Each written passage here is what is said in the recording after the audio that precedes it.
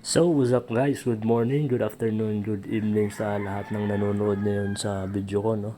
So, this tutorial is paano kung nawala ang oras ng customer mo sa piso wifi mo. So, ito yung mga common issue natin, no?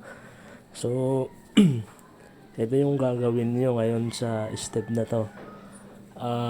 Meron din naman mga instances na yung software yung may hawak ko dyan ng piso wifi, kasi meron sa sina LPB, sina Ado yung max synchronization, yung ganong interface, no? Pero mostly ito talaga yung mga common issue sa cellphone na talaga to ng mga customer, no, ng mga users. Depende pa din sa brand, depende pa din sa unit kung anong gamit nilang phone. So ganito. Okay, so first is magkukunik tayo ngayon sa Anas Jong Piso Wi-Fi. So ito yung Piso Wi-Fi ng customer ko, no, na di pa nakukuha. Okay. Ayan. So by the way, yung gamit ko yung gamit ko ngayong operating system is one click, no? One click. So as you can see, makikita nyo dito na meron akong oras na 3 hours and 53 minutes, no? Disconnected. Tapos pag swipe ko sa baba, meron akong makikita dito na IP, yung IP niya. So kung ano mang gamit niyo na mga operating system, applicable po to. Hanapin nyo lang yung IP address dito mismo sa portal ng Piso Wi-Fi nyo. So yung akin is 0.32. Okay, so take note, 0.32. Yung oras ko dito is 3 hours and 53 minutes. So bakit nga ba, boss, nawawala yung oras? Okay, so ganito yon. So yung mga tendency na ganyan is, for example, inon nila kagad, off nila yung wifi, on na naman, off na naman, or ng brown out o nalobat. So ganon.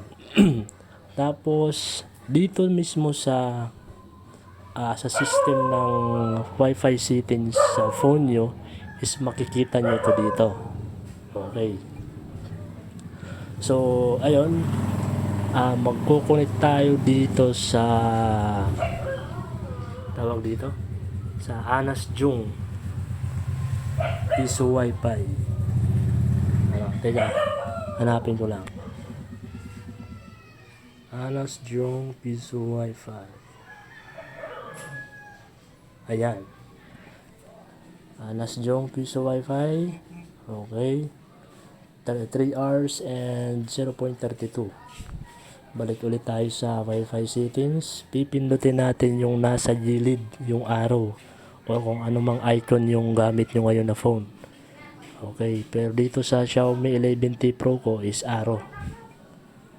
Okay, so makikita nyo dito yung mga interface, yung mga settings. Then sa dito baba sa cellphone ko, yung Xiaomi 11T Pro, is meron tayong makikitang privacy. Okay, tatap natin yan. Naka-use device mark siya. Ayun. So ibig sabihin, yung IP address natin is stable or naka-fix na siya. Hindi siya paiba-iba. Ayun. So uulitin ko, punta ulit tayo sa portal. May oras ako na 3 hours. Then yung IP ko is 0.32. Okay? Para malinaw. Kasi yung issue dito is lagi yung Piso Wi-Fi yung pinagbabali niyan.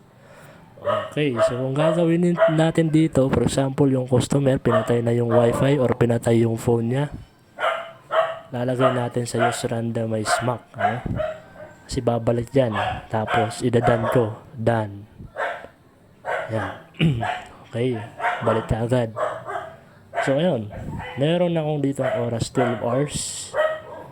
Then 0.36 na yung IP ko. So bakit nga ba nag-iiba? Kasi nakarandomize na yung setting sa wifi mo. Paiba-iba na yan. Ibig sabihin yan yung kapag naka-use device MAC ka lang, yung pinaka ibig sabihin yung pinaka formal mo na IP address is yung 0.32, so 0.32, ano? Pag naka-use device MAC ka. Kasi pag naka-on yung settings mo na use randomized MAC, mag-iiba-iba talaga yung IP address mo. Magiging 0.33, 0.36, 0.35. So, ang resulta doon, mawawala talaga ang oras mo. Ayun. Pag nawala ang oras mo, ayun, maghuhulog ka ulit gamit yung bago mo ngayong IP address. So, ulitin ko. Ayan. Balik natin sa use device MAC. Done. Babalik po ulit yan sa 3 hours. Tingnan natin. Ayan, 3 hours. Since nakahulog na ako dito sa isang IP address ko. Ayan, 0.32. So, yan lang talaga yung main issue ng mga piso Wi-Fi sa cellphone mismo ng mga users. So, kung nakita man nyo tong video na to, huwag nyo kalimutan mag-subscribe at saka follow nyo na lang ako para meron tayong mga brief discussions about sa mga useful tips sa piso Wi-Fi. Ano? Tapos, orient nyo na din dito yung mga customers nyo. So, yun lang. Thank you. At salamat po.